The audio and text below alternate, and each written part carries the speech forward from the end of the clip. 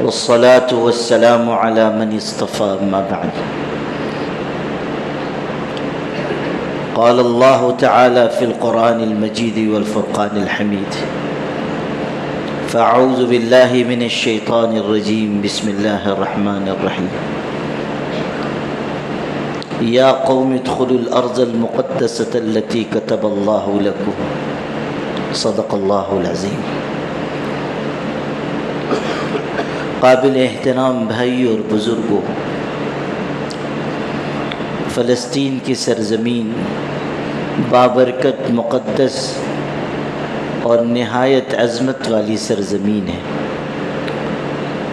وہ انبیاء کرام علیہم الصلاۃ کا مسکن ہے. حضرت داؤد و سلیمان، حضرت ابراہیم، حضرت لوط علیہ السلام، حضرت یحییٰ، زکریا، موسیٰ اور عیسیٰ اور نہ جانے کتنے انبیاء علیہم السلام اسی سرزمین پر سکونت اختیار کرتے رہے. اللہ نے اپنے پاک کلام میں اسے ارض مقدس قرار دیا. قرآن پاک کی آیت میں نے پڑھی: یا قوم ادخلوا الارض المقدسۃ التی کتب اللہ لکم. اس آیت میں جس ارض مقدس کا ذکر ہے وہ فلسطین ہے.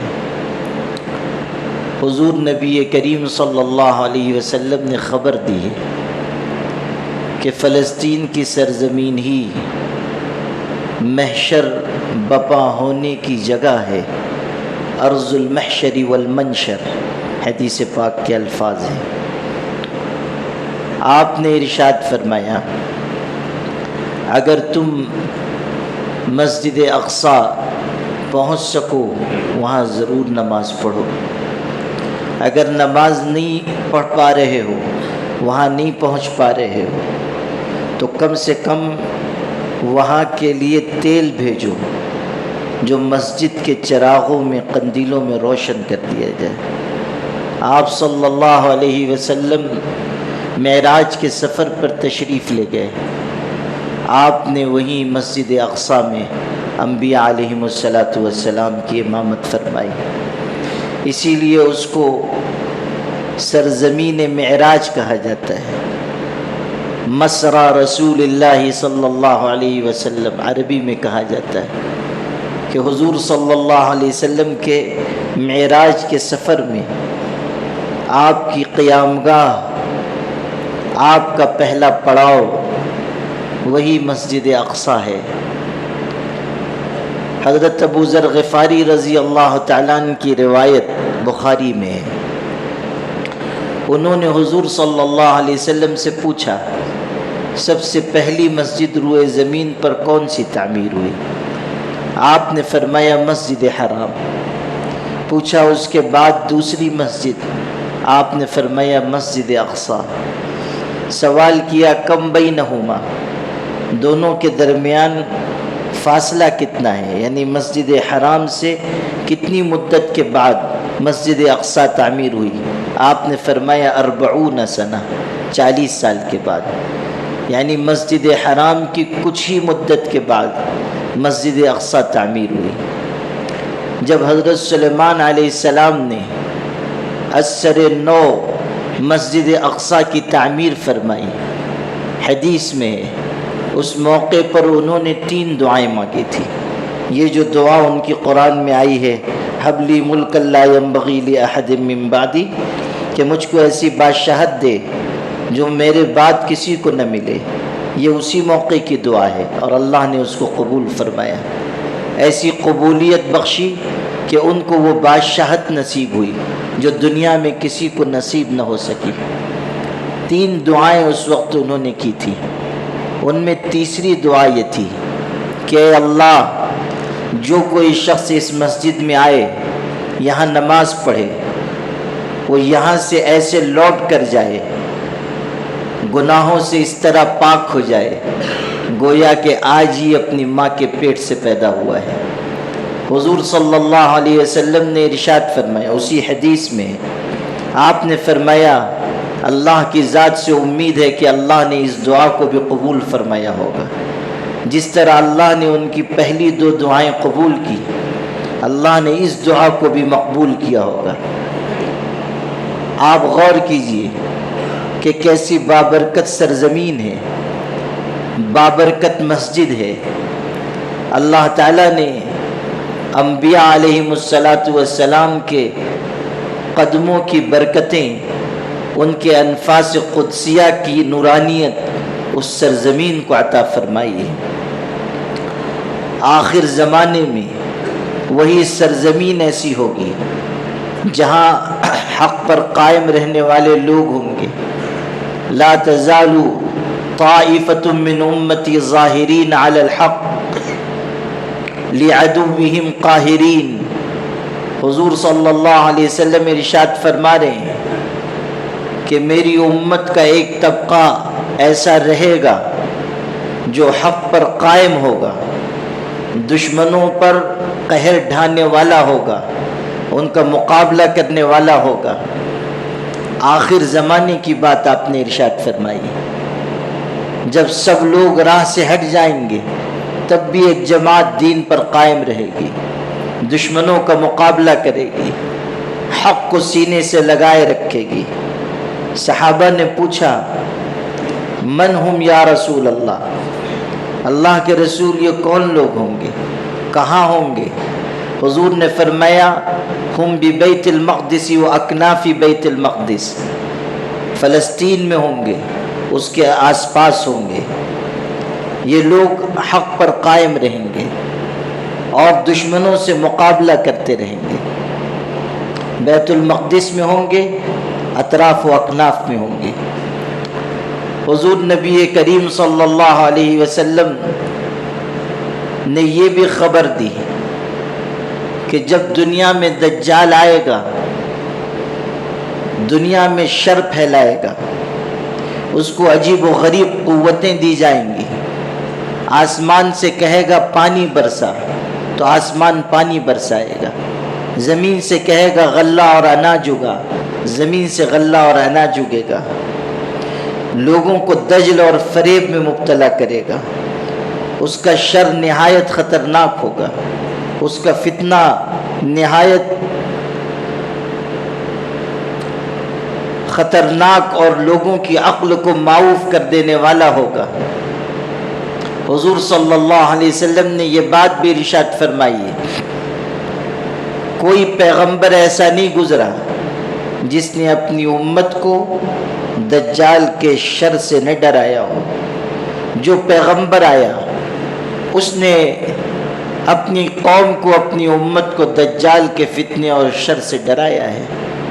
خود حضور صلی اللہ علیہ وسلم فرض نمازوں کے بعد دجال کے فتنے سے اللہ کی پناہ طلب کرتے تھے۔ حضور صلی اللہ علیہ وسلم فرما رہے ہیں دجال آخر زمانے میں جب آئے گا دنیا میں شر فساد پھیلا دے گا، پھر حضرت عیسیٰ علیہ السلام اس کے مقابلے کے لیے تشریف لائیں گے۔ دجال اور حضرت عیسیٰ کا جو مقابلہ ہوگا، آمنے سامنے کی جو لڑائی ہوگی، جس میں دجال کو شکست ہوگی، وہ مارا جائے گا، حضرت عیسیٰ علیہ السلام اس کو خنجر سے قتل کریں گے۔ یہ واقعہ بھی اسی ارض مقدس پر پیش آئے گا، فلسطین کی سرزمین پر یہ معرکہ لڑا جائے گا۔ حضرت عیسیٰ علیہ السلام دجال پر حملہ کریں گے فلسطین کی سرزمین پر۔ حضور نے نام تک بتایا، لد نام کا مقام ہوگا، لد۔ آج بھی وہ اسی نام کا علاقہ اسرائیل میں موجود ہے، وہ حصہ فلسطین کا جس پر اسرائیل نے قبضہ کر رکھا ہے، اسی میں ایک علاقے کا نام ہے۔ حضور نے 1400 سال پہلے خبر دی تھی کہ دجال سے آخری معرکہ اسی سرزمین پر لڑا جائے گا، اور حضرت عیسیٰ علیہ السلام اس کو خنجر سے قتل کریں گے۔ حضرت عیسیٰ کے بارے میں بخاری شریف میں یہ بات آئی ہے، کہ حضرت عیسیٰ علیہ السلام آخر زمانے میں نازل ہوں گے. یسقط الجزیہ یقتل الخنزیر، جزیے کو ساقط کر دیں گے. یکسر الصلیب، یہ جو عیسائیوں کا صلیب کا نشان ہے اس کو توڑ دیں گے. خنزیر کو مار ڈالیں گے اور دجال کو قتل کریں گے. عیسیٰ علیہ السلام دنیا میں تشریف لانے کے بعد جو خدمت انجام دیں گے، جو کارنامے انجام دیں گے، اس کی تفصیل حضور صلی اللہ علیہ وسلم نے بیان کی ہے. اس میں سے ایک دجال کا قتل ہے اور وہ فلسطین کی سرزمین پر ہوگا. یہ ارض مقدس جس کو اللہ نے برکتوں سے نوازا ہے، آپ دیکھیں کہ کس طرح دشمنوں نے، اعداء اسلام و مسلمین نے اس کو طاقت و تاراج کرنے کے لیے، تباہ و برباد کرنے کے لیے کس طرح اپنی قوتوں کو استعمال کیا ہے. آج کی بات نہیں ہے، ایک لمبے عرصے سے فلسطین پر، وہاں کے بسنے والوں پر ظلم و ستم کے پہاڑ توڑے جا رہے ہیں. ایک وقت وہ بھی تھا کہ جب حضرت عمر رضی اللہ تعالیٰ نے اس علاقے کو فتح فرمایا تھا. ایک عرصے تک مسلمانوں کے پاس یہ سرزمین رہی. پھر صہیونی طاقتوں نے حملہ کر کے اس کو مسلمانوں سے چھین لیا. تقریباً 100 سال تک ان کا ظالمانہ تسلط قائم رہا. نور الدین زنگی رحمۃ اللہ علیہ باغیرت مسلمان بادشاہ تھے. انہوں نے فلسطین کی رہائی کے لیے، فلسطین کو آزاد کرانے کے لیے غیر معمولی قربانی دی. انہوں نے ایک ممبر بھی بنایا تھا، ممبر تیار کر کے رکھا تھا کہ جب میں فلسطین کو فتح کروں گا مسجد اقصی میں یہ ممبر رکھا جائے گا. مگر یہ سعادت صلاح الدین ایوبی رحمۃ اللہ علیہ کے لیے لکھ دی گئی تھی. اور وہ بھی آپ کو سناتا چلوں کہ اللہ تعالیٰ نے یہ نعمت، یہ سعادت کس طرح ان کے لیے مقدر فرمائی. ان کے والد کا نام تھا نجم الدین. ان کی عمر ہو گئی تھی، نکاح نہیں کیا تھا. ان کے بھائی اسد الدین نے ایک دن کہا کہ فلاں وزیر کی بیٹی ہے، اگر آپ چاہیں تو آپ کے لیے پیغام بھیجوں. انہوں نے منع کیا، کہا کہ مجھے اس سے نکاح نہیں کرنا ہے. بھائی ناراض ہوا کہ وزیر کی بیٹی سے تم نکاح نہیں کرنا چاہتے ہو. تو اس شخص نے کہا میں ایسی نیک لڑکی سے نکاح کرنا چاہتا ہوں جو مجھ کو ہاتھ پکڑ کر جنت میں داخل کر دے، اور جس کے بطن سے اللہ مجھ کو ایسی اولاد عطا کرے جو مسلمانوں کے پہلے قبلہ کو آزاد کرا سکے. یہ وہ زمانہ تھا جب فلسطین پر صہیونی طاقتوں کا قبضہ تھا. بات آئی گئی ہو گئی.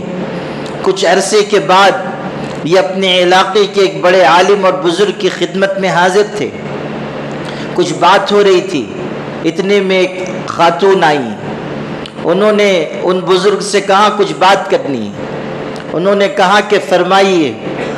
نجم الدین سے کہا ذرا آپ ٹھہر جائیں، ان کی بات میں سن لوں. پردے کے اوٹ سے اس خاتون نے کہا کہ آپ نے میرے لیے ایک پیغام نکاح بھیجا تھا، اور تو سب چیزیں درست ہیں، لیکن دینداری کا جو معیار میں چاہتی ہوں وہ لڑکا اس پر پورا نہیں اترتا. میں اس سے نکاح نہیں کر سکتی. میں معذرت کرنے آئی ہوں، پیغام نکاح مسترد کر رہی ہوں، اس لیے آپ سے معذرت چاہتی ہوں. ان بزرگ نے کہا پھر تم کیسے شخص سے نکاح کرنا چاہتی ہو؟ اس نے کہا میں ایسے نیک شخص سے، ایسے متقی اور پرہیزگار شخص سے نکاح کرنا چاہتی ہوں جو ہاتھ پکڑ کر مجھ کو جنت میں داخل کر دے، اور جس کے ذریعے اللہ مجھ کو وہ اولاد دے جو مسلمانوں کے قبل اول کو آزاد کرا سکے.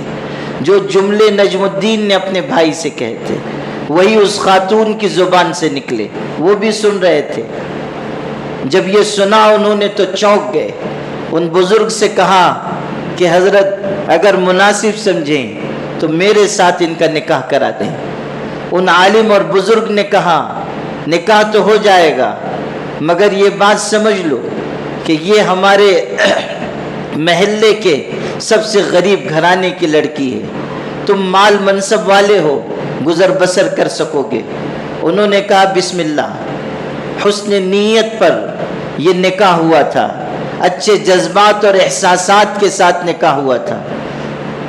لڑکا اور لڑکی دونوں اللہ تعالیٰ سے ڈرنے والے تھے، تقوی اور پرہیزگاری کی صفت سے متصف تھے۔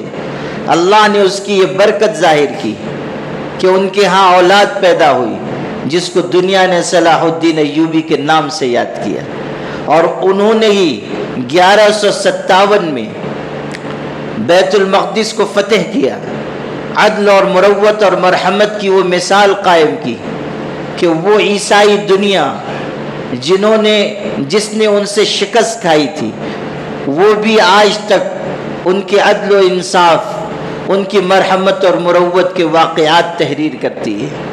آپ غور کیجئے کہ اللہ تعالیٰ نے کیسی زبردست خدمت ان سے لی۔ ایک لمبے عرصے تک اس کے بعد فلسطین مسلمانوں کے قبضے میں رہا۔ خلافت عثمانیہ کے دور میں بھی یہ سرزمین آزاد رہی۔ خلافت عثمانیہ کے آخری حصے میں یہودیوں نے اور عیسائیوں نے، صہیونی قوتوں نے پھر کوشش شروع کی، لیکن جب تک خلافت قائم رہی وہ اپنے منصوبے میں کامیاب نہیں ہو سکے۔ آخری عثمانی خلیفہ عبد الحمید ثانی سے جب ان لوگوں نے فلسطین کی سرزمین کا مطالبہ کیا تو اس باغیرت حکمراں نے کہا تھا میرے جیتے جی فلسطین کی 1 انچ زمین بھی تم کو نہیں مل سکتی۔ ہاں جب میں دنیا سے رخصت ہو جاؤں گا، میری لاش سے گزر کر تم یہ زمین حاصل کر سکو تو کر سکتے ہو، میری زندگی میں یہ ممکن نہیں ہے۔ پھر جب خلافت عثمانیہ ختم ہو گئی اور سازشوں کا جال بچھا دیا گیا تو فلسطین کی اس مقدس سرزمین پر بہانے سے یہودیوں نے قبضہ کرنا شروع کیا۔ اس کے بعد آج 70-80 سال کا عرصہ گزر گیا ہے کہ فلسطین کی سرزمین زخموں سے چور ہے، حالات مصائب مشکلات سے دوچار ہے، اور پچھلے چند مہینوں سے جو ظلم و ستم اس سرزمین پر ڈھایا جا رہا ہے وہ اس کی وجہ سے دنیا کے ہر مسلمان کا دل زخمی ہے۔ آپ غور کیجئے کیسا دردناک اور مہیب ظلم وہاں کے بسنے والے لوگوں پر کیا جا رہا ہے۔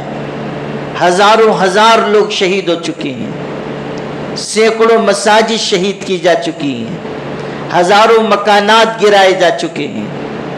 کتنے بچے ہیں جو یتیم ہو گئے، کتنے ماں باپ ہیں جن کی اولادیں دنیا سے رخصت ہو گئیں، کتنے خاندان ایسے ہیں جو پورے کے پورے تباہ و برباد ہو گئے، کوئی ایک شخص بھی اس خاندان کا باقی نہیں بچا۔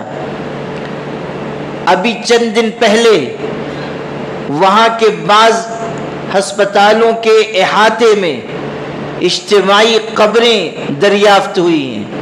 آپ اقوام متحدہ کا بیان پڑھیے، اقوام متحدہ کے بارے میں سب جانتے ہیں کہ کس طرح ظلم و ستم کے سلسلے میں دوہرا رویہ اقوام متحدہ نے اختیار کیا ہے، لیکن اس کے باوجود جو اجتماعی قبریں وہاں دریافت ہوئی ہیں کہ بعض قبروں میں سے ایک قبر میں سے 300 سے زائد لاشیں نکلی ہیں، اس پر اقوام متحدہ نے بھی سخت مذمت کی ہے، اپنے دکھ اور غم اور رنج کا اظہار کیا ہے۔ وہیں سے یہ خبر دنیا میں زیادہ عام ہوئی کہ اجتماعی قبریں بنائی گئیں، الگ الگ قبر بنانے کی فرصت بھی ان کو میسر نہیں تھی، تو ایک قبر میں سینکڑوں لوگوں کو دفن کر دیا گیا۔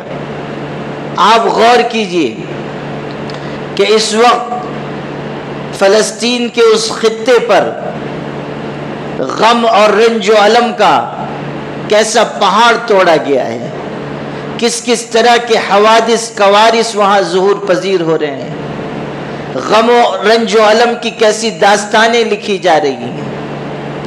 آپ سوچئے رمضان آیا اور گزر گیا، عید آئی اور گزر گئی، لیکن وہاں کے لوگوں کو امن چین سکون میسر نہ آیا۔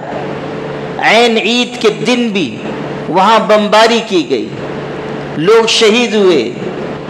عید کے دن جب عالم اسلام کے مسلمان خوشیاں منانے میں مشغول تھے، وہاں کے لوگ اپنے عزیزوں کی محبت کرنے والوں کی لاشیں اٹھا رہے ہیں۔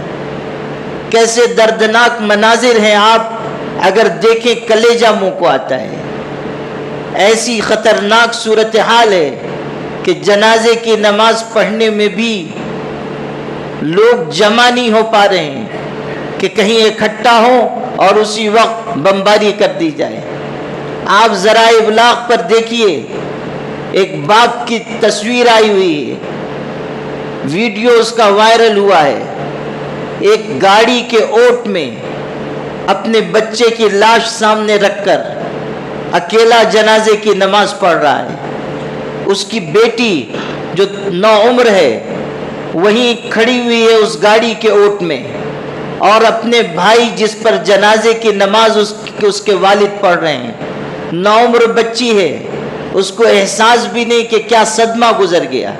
وہ کفن میں لپٹی ہوئی اپنے بھائی کی لاش پیر پکڑ کر کسی وقت اس کو اپنی طرف کھینچ رہی ہے، اور باپ اکیلا تنے تنہا جنازے کی نماز پڑھ رہا ہے۔ آپ غور کیجئے، کیا یہ مناظر ایسے ہیں کہ کوئی انسان ان کو دیکھے اور اپنے آنکھ کے آنسو پر قابو رکھ سکے؟ عید کے دن ہی حملہ ہوا، نشانہ بنایا گیا حماس کے سربراہ اسماعیل ہانیہ کے گھر کے لوگوں کو۔ ان کے 3 بیٹے ایک وقت میں شہید ہو گئے، 3 جوان بیٹے شہید ہوئے، کئی پوتے شہید ہوئے۔ آپ دیکھیں کہ ان کے ایک بیٹے کی اہلیہ، شہید کی بیوہ، عید کے دن اپنے شوہر کو رخصت کر رہی ہے، قبر میں اس کی لاش اتارتے ہوئے کہہ رہی ہے کہ آپ جائیں، عید کا دن آپ کے لیے ہمارے ساتھ گزارنا مقدر نہیں تھا، اللہ کی بنائی ہوئی جنت میں جا کر عید کا دن گزاریے، خدا کے سپرد اور حوالے ہیں، آپ اللہ کے یہاں جا کر جنت میں عید کی خوشیاں منائیے۔ آپ غور کیجئے کہ عید کے دن بھی ظالموں اور ستمگروں نے وہاں کے لوگوں کو چین سکون کی سانس نہ لینے دیا۔ عالم اسلام کے مسلمانوں کو آپ دیکھیے کہ وہ اپنے مشاغل میں، اپنے کاموں میں، اپنے کاروبار میں، اپنی خرمستیوں میں مشغول ہیں۔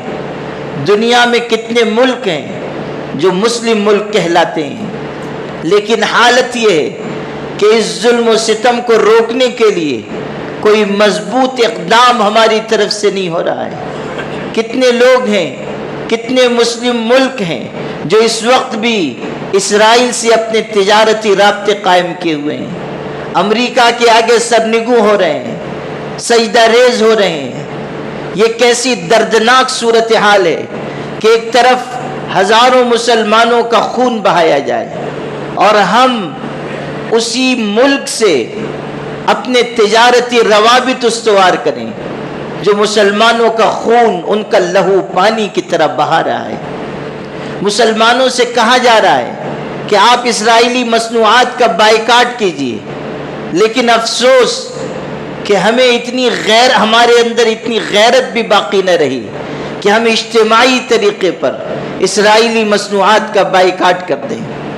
آج بھی آپ دیکھیں ہمارے گلی محلوں میں بھی اسرائیلی مصنوعات کا استعمال کیا جا رہا ہے، اسرائیلی مشروبات پیے جا رہے ہیں۔ کبھی آپ نے سوچا کہ جو مشروبات کے گھونٹ آپ اپنے حلق کے نیچے اتار رہے ہیں وہ اسرائیلی مشروبات نہیں ہیں، وہ ان معصوم جانوں کا خون ہے جو آج فلسطین کی سرزمین پر بہایا جا رہا ہے۔ ہمیشہ یاد رکھیے، صلاح الدین ایوبی ہی نے یہ بات کہی تھی کہ مار کے طاقت سے نہیں جیتے جاتے، غیرت سے جیتے جاتے ہیں۔ غیرت کی وجہ سے جنگیں جیتی جاتی ہیں، غیرت کی وجہ سے مار کے سر کیے جاتے ہیں، لیکن غیرت کس چیز کا نام ہے آج مسلمانوں کو یہ معلوم نہیں ہے۔ غیرت کس کو کہتے ہیں ہم بھول گئے۔ غیرت وہ تھی کہ معتصم باللہ کے سامنے بیان کیا گیا کہ فلاں علاقے میں ایک مسلمان عورت کے اوپر ظلم ہوا، ظالموں ستمگروں نے، کافروں مشرکوں نے اس کی عزت سے کھلواڑ کیا، پھر اس کو قید خانے میں ڈال دیا گیا، اور وہ اس وقت پکارتی تھی وا معتصمہ، معتصم باللہ، بادشاہ کو آواز دے رہی، معتصم باللہ کہاں ہو، وا معتصمہ، ہائے معتصم، ہائے معتصم۔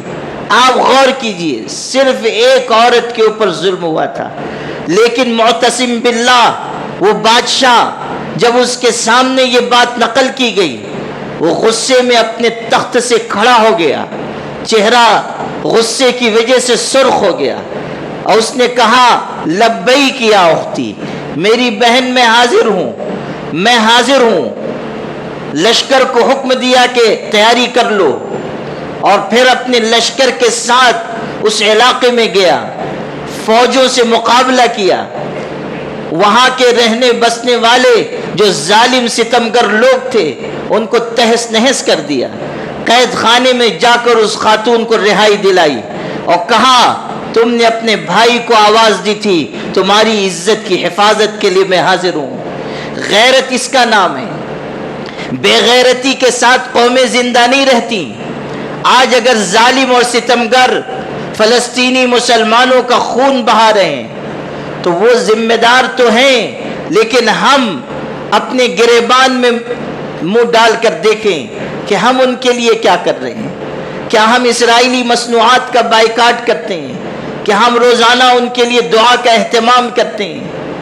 مسلمان ملکوں کے حکمراں کس طرح خواب غفلت میں مدہوش ہیں، اپنے مالی مفادات کے لیے یا اپنی کرسی اور اقتدار قائم رکھنے کے لیے کس طرح وہ ظالموں کے آگے گھٹنے ٹیک رہے ہیں، مظلوموں کی حمایت میں آواز اٹھانے سے اپنے آپ کو الگ کر رہے ہیں۔ دنیا آج دیکھ رہی ہے کہ مسلمان جنازہ اٹھانے والی قوم ہے، آواز اٹھانا ان کے بس کی بات نہیں ہے، ظلم کے خلاف سد سکندری بننا ان کے بس کی بات نہیں ہے۔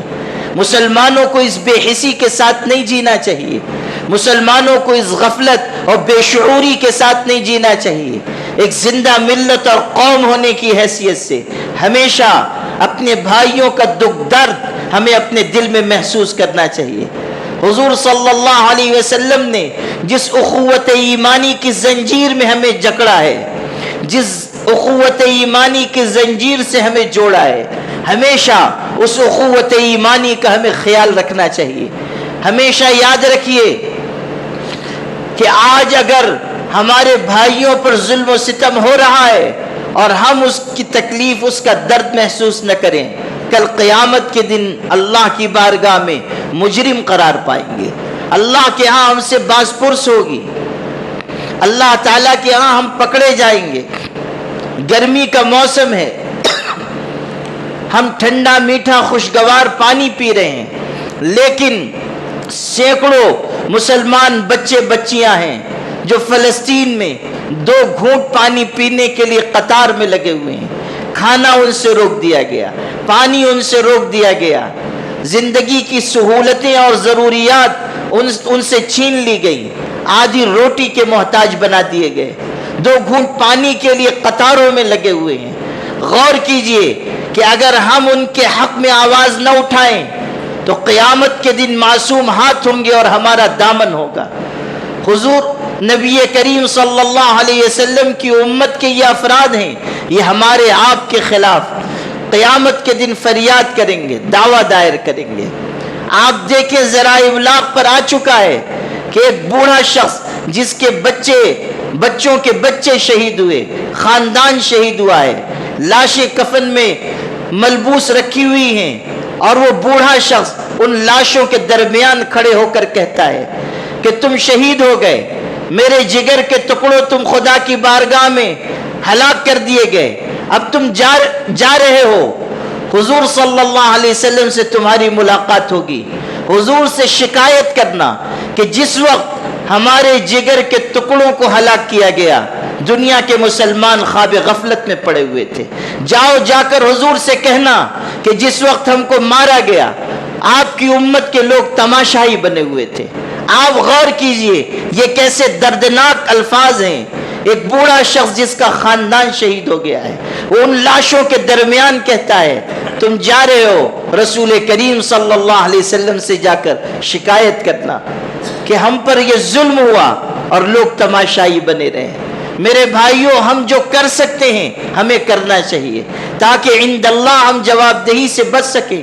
کچھ نہ ہو روزانہ 2 رکعت نماز پڑھیے، دعا کا اہتمام کیجئے، صدقہ خیرات کیجئے تاکہ اللہ ان پر آئے ہوئے حالات کو دور فرمائے. وآخر دعوانا الحمد للہ رب العالمین.